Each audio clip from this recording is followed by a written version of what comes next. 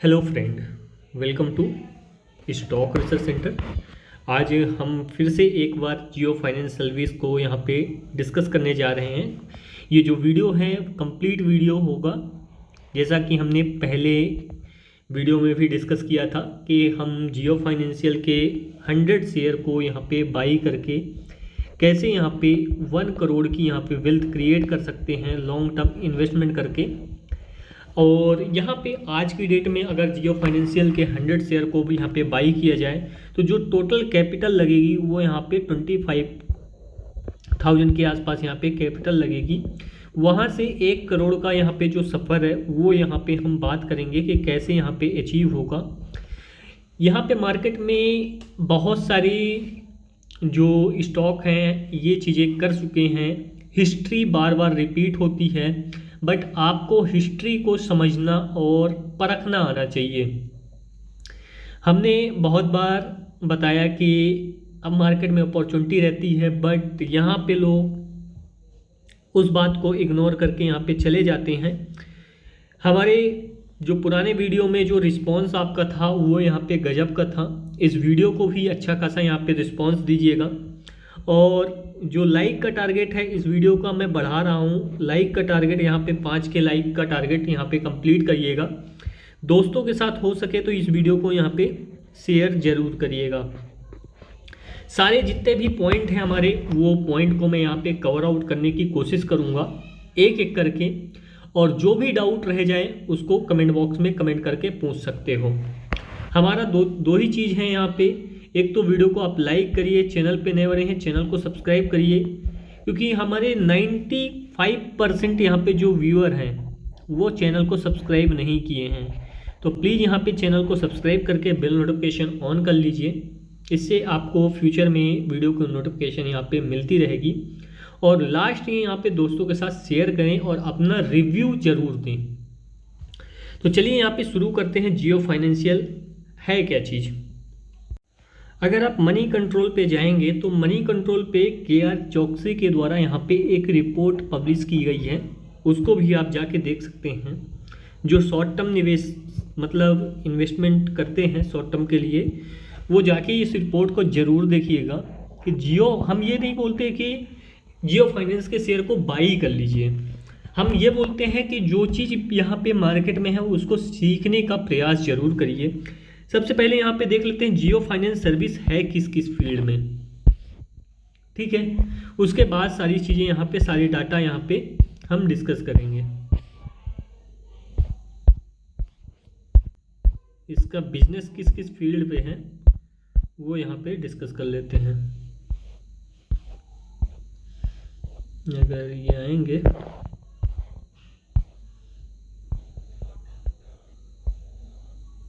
Board of director हैं यहाँ पे, मैनेजमेंट, इन्वेस्टमेंट,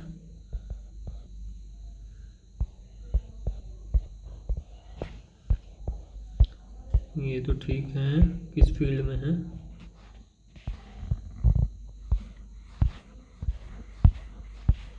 थोड़ा ऊपर जाना पड़ेगा।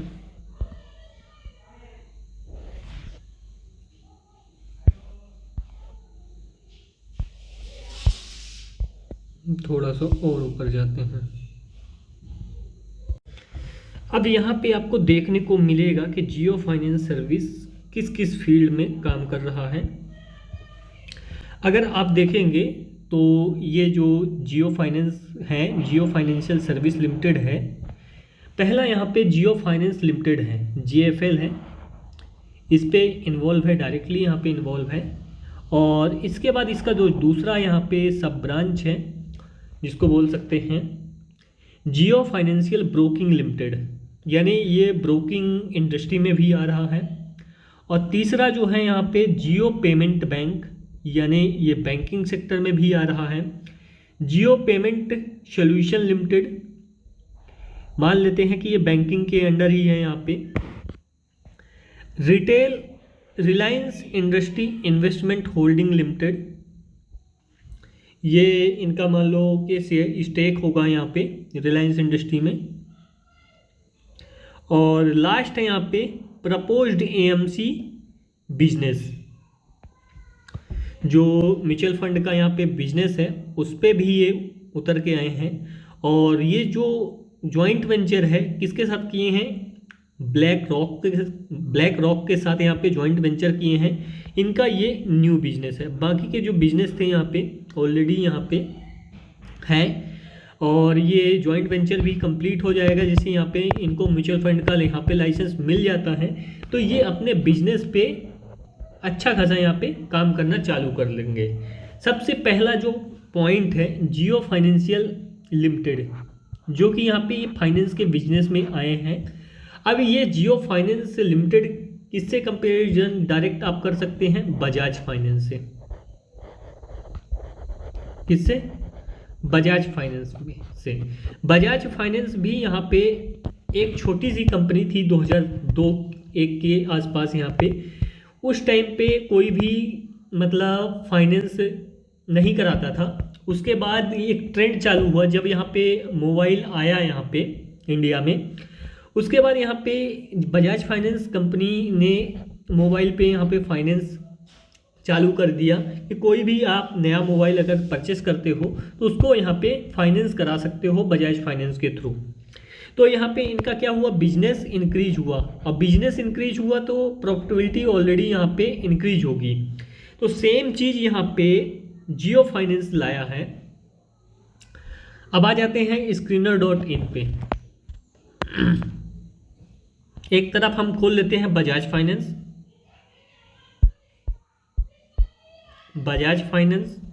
फिनसर खुल गया, बजाज फाइनेंस, और एक तरफ जियो फाइनेंस। बजाज फाइनेंस कितनी बड़ी कंपनी है वो यहाँ पे देखना है, जियो फाइनेंस कितनी बड़ी कंपनी है ये देखना है। जियो फाइनेंस कंपनी का जो मार्केट कैप है 1,60,000 करोड़ है। स्टॉक का प्राइस टू अर्निंग रेशियो अभी आप देखोगे तो स्टॉक आपको महंगा दिखाई देगा। करंट वैल्यू 252 के आसपास है, बुक वैल्यू यहाँ पे 182 है। अब यहाँ यहीं से आप कंपैरिजन कर सकते हो क्या, प्राइस से बुक वैल्यू का जो डिफरेंस है यही है। बाकी सारे लोग यहाँ पे कंपैरिजन कर रहे हैं, बट हम बहुत सारी चीज़ें लेके चल रहे हैं, एक ही चीज़ नहीं लेके चल रहे हैं।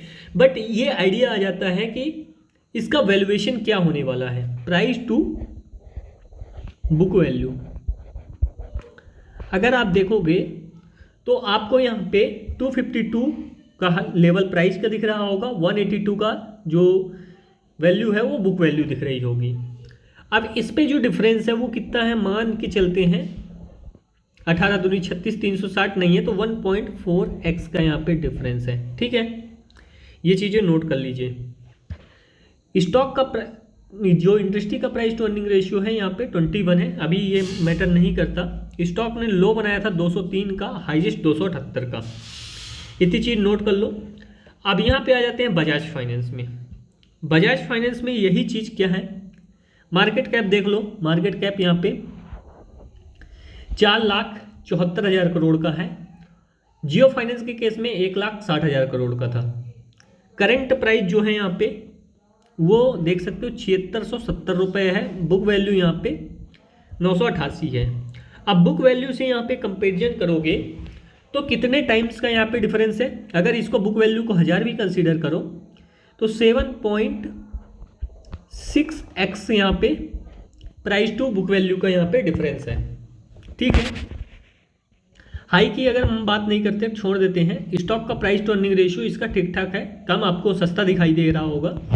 बट कंपनी के ऊपर कर्जा कितना है, 2,56,000 करोड़ का। कंपनी कर्जा लेके ही काम कर रही है, ऐसा नहीं कि कंपनी अपने पैसे से काम कर रही है। कंपनी के पास उतना ज़्यादा पैसा नहीं है जितना कि जियो फाइनेंशियल के पास है। ठीक है, कर्जा लेके ही काम कर रही है तो कर्जा में इंटरेस्ट भी देना पड़ेगा। ठीक है, अब आ जाते हैं दूसरा कंपेरिजन। यहाँ पे अगर आप देखोगे, रिजल्ट छोड़ देते हैं, अभी तो ये लिस्ट हुआ है तो रिजल्ट तो अभी मतलब उतने शानदार नहीं होंगे जितने बजाज फाइनेंस के होंगे। बैलेंस शीट की कंपैरिजन कर लेते हैं। बैलेंस शीट किसकी स्ट्रॉन्ग है, ठीक है, इसका भी हम बैलेंस शीट ओपन कर लेते हैं। शेयर होल्डिंग के पहले आएगा बैलेंस शीट।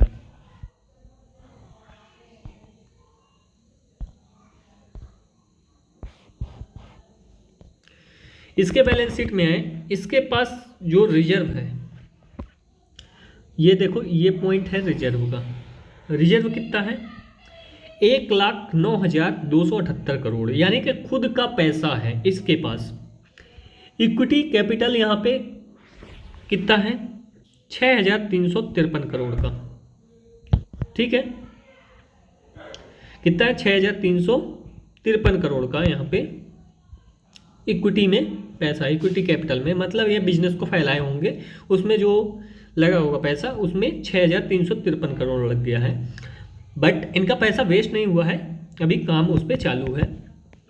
रिजर्व में कितना है? 1,09,000, उसके पहले 1,14,000, थोड़ा सा इससे पैसा इसमें गया बिजनेस को फैलाने में, और रिजर्व यहाँ पे थोड़ा सा कम हो गया।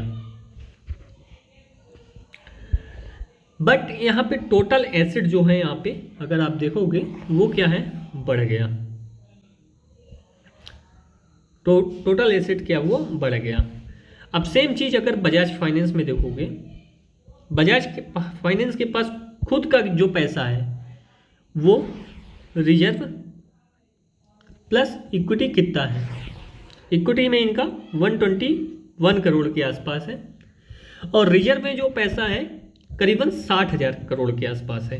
तो 60,000 करोड़ से यानी जियो फाइनेंस के पास 1,10,000 करोड़ है, यानी जस्ट डबल है, 2x है जियो फाइनेंस, है कि नहीं रिजर्व में। अब इसने क्या किया? कर्जा लिया। कर्जा लिया कितना? 2,56,000 करोड़ का, जिससे ये बिजनेस को क्या कर रहा है? एक्सपेंड कर रहा है, बिजनेस को एक्सपेंड कर रहा है। ठीक है, उसके बाद ये तो है ही। अब कैपिटल वर्क इन प्रोसेस में इसमें भी नहीं है, उस पर भी नहीं है। टोटल एसेट्स इनकी कितनी है? अगर टोटल एसेट्स देखोगे तो आपको ज़्यादा देखने को मिलेगी, क्योंकि ये बोरोइंग बहुत ज़्यादा लिए हैं, अपने पैसे से 5 टाइम्स बोरोइंग लिए हैं। और अगर इनकी फिक्स एसेट्स देखोगे तो 2,686 करोड़ है। अभी जियो फाइनेंस के केस में इतना ज़्यादा नहीं होगा, बट इनके जियो फाइनेंस के केस में रिजर्व बहुत ज़्यादा है, तो बिजनेस बहुत तेज़ी से यहाँ पे क्या करेंगे? फैला सकते हैं। इनके पास रिजर्व ज़्यादा है तो ये बिजनेस को बहुत तेज़ी से क्या कर सकते हैं? फैला सकते हैं। माना कि बजाज फाइनेंस की जैसे अभी जैसी ग्रोथ हो रही बजाज फाइनेंस में, वैसे नहीं होगी, थोड़ा स्लो होगी। बट एक बिजनेस जमने के बाद जियो फाइनेंस ऐसा होगा और बजाज फाइनेंस ऐसी चल रहा होगा, तो एक पॉइंट आएगा जहां पे जियो फाइनेंस बजाज फाइनेंस को क्या कर देगा? बीट कर देगा। क्या कर देगा? बीट कर देगा, यानी पीछे छोड़ देगा। आज जब पीछे छोड़ देगा यहाँ पे बजाज फाइनेंस को, तो जो बुक वैल्यू और प्राइस के बीच डिफरेंस है, जो बुक वैल्यू और प्राइस के बीच डिफरेंस है, वो यहाँ पे ख़त्म हो जाएगा। अगर वो 7 टाइम्स में ट्रेड हो रहा तो ये भी 7 टाइम्स में ट्रेड होगा या 8 टाइम्स में ट्रेड होगा। तो अगर यहाँ पे आज की डेट में भी बुक वैल्यू यहाँ पे अगर हम कंसीडर करें कि आने वाले टाइम में 2 साल में बुक वैल्यू जब इनका बिजनेस फैल जाएगा तो 200 हो जाएगी। ठीक है, 2 से 3 साल जब जितना भी टाइम लगे, ठीक है, बिजनेस फैलने में। और जब ये 8 टाइम्स पे ट्रेड होने लगेगा, कितना? 8 टाइम्स पे, तो इसकी जो प्राइस की वैल्यू है वो ही यहाँ पे कितनी हो जाएगी? 1600। कितनी हो जाएगी? 1600। ओके, ये कितने टाइम में आने वाला है? 2 to 3 ईयर। पॉसिबिलिटी हमारी यही है। मैं रिकमेंड नहीं कर रहा हूँ, मैं जो प्रोबेबिलिटी है, पॉसिबिलिटी है, वो यहाँ पे एक्सपेक्ट कर रहा हूँ। सबकी अपनी अपनी प्रोबेबिलिटी होती है, सबकी अपनी मैथ्स होती है, सब अपने मैथ्स से कैलकुलेट करते हैं। तो हमारे मैथ्स से जो ये आया है वो यहाँ पे 2 to 3 ईयर में ये 1600 के पार चला जाएगा। यानी कितने टाइम्स? 8 टाइम्स। यानी आज जो यहाँ पे 25K इन्वेस्ट करेगा उसको कितना आगे मिलने वाला है? 2 to 3 ईयर के बाद यहाँ पे 2 लाख। ठीक है, कितना मिलने वाला है? 2 लाख। और जो 1 लाख यहाँ पे आज की डेट में इन्वेस्ट करेगा उसको यहाँ पे 8 लाख तक यहाँ पे पॉसिबिलिटी है कि मिल जाएगा, प्रोबेबिलिटी है कि मिल जाएगा। जरूरी नहीं है, हो सकता है कि बजाज फाइनेंस जियो फाइनेंस के बिजनेस को खा जाए, ये भी हो सकता है, ये जियो फाइनेंस का बिजनेस ना चले, बजाज फाइनेंस उड़ता रहे, ये भी पॉसिबिलिटी है। तो हो सकता है 200 का प्राइस नीचे भी आ जाए, ऊपर ना जाने की वजह से। तो ये प्रोबेबिलिटी सबकी होती है, अपनी अपनी गणित होती है, तो वो चीज़ें हैं। बट ऐसा नहीं होगा, क्योंकि पॉसिबिलिटी हमारी क्या है, क्योंकि ये जो कंपनी है वो यहाँ पे अंबानी फैमिली से बिलोंग करती है, और वो भी मुकेश अंबानी फैमिली से। इसलिए इतना बेकार तो हम एक्सपेक्ट नहीं कर सकते, क्योंकि उनको बिजनेस करना बहुत शानदार आता है और इंडिया के नंबर 1 बिजनेसमैन है, ठीक है। और उनका जो बिजनेस है, बिजनेस मॉडल बहुत सॉलिड है, तो इस चीज़ से टेंशन थोड़ा फ्री रहे, कोई दिक्कत वाली बात नहीं है। अब यही अगर आप देखोगे बजाज फाइनेंस का रिटर्न, बजाज फाइनेंस का रिटर्न,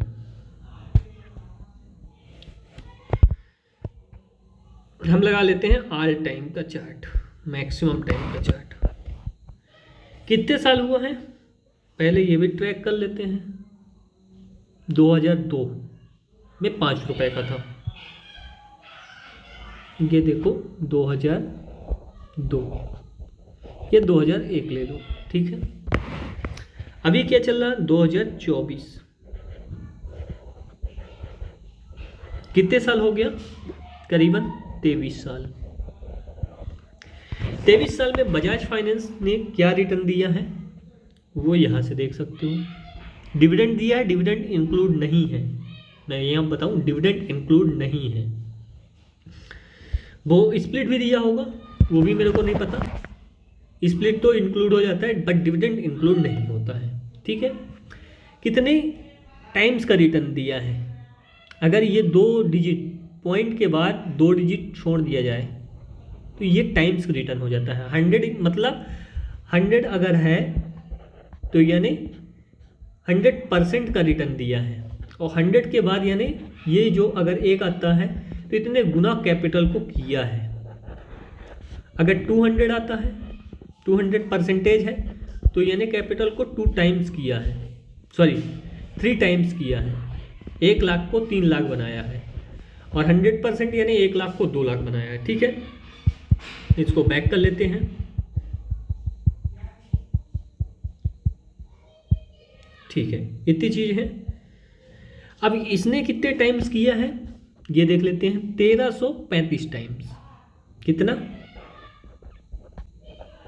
1335 गुना,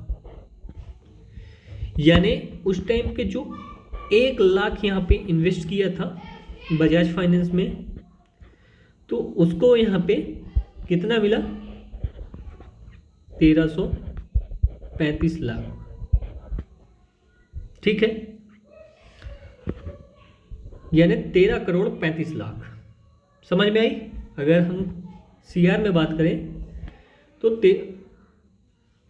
कितना, 1 लाख का और ऐड होगा इस पर, तो वो मैं ऐड नहीं किया हूँ, डायरेक्ट ऐसे ही हम इसको डायरेक्ट कर दिए हैं।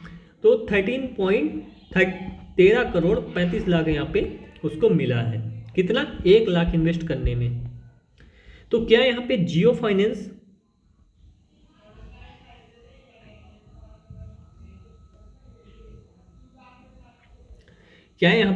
फाइनेंस आने वाले टाइम में 1 लाख को 1 करोड़ नहीं बना सकता? जरूर बना सकता है। पॉसिबिलिटी क्या है, 100%, मतलब 100 तो वही पॉसिबिलिटी मेरी क्या है बना सकता है 1 लाख को 1 करोड़। और अगर इसके बाद ये 5 साल में डबल भी कर देता है, तो यहाँ पे अगर ना बात करें इसका, हम क्या करते हैं 5 टाइम्स कर देते हैं, 4 टाइम्स कर देते हैं, तो भी यहाँ पे 4 3 12 3 करोड़ के आसपास हो जाता है। यानी 25K हम यहाँ पे अगर इन्वेस्टमेंट करते हैं तब भी पॉसिबिलिटी है कि यहाँ पे 3 करोड़ के आसपास अगर सेम रिटर्न देता है जियो फाइनेंस तो भी पॉसिबिलिटी है यहाँ पे कि ये रिटर्न जो है बन सकता है। तो जिन लोगों को वीडियो समझ में आया हो वीडियो को लाइक ज़रूर करें, चैनल पे नए बने चैनल को सब्सक्राइब करें, साथ ही जो बेल नोटिफिकेशन है उसको ऑन कर लें। अब लास्ट मोमेंट जो है यहाँ पे वो मैं दिखाने वाला हूँ, हमने कितना इन्वेस्ट किया है। हमारा टेम्परेरी भी हो सकता है और परमानेंट।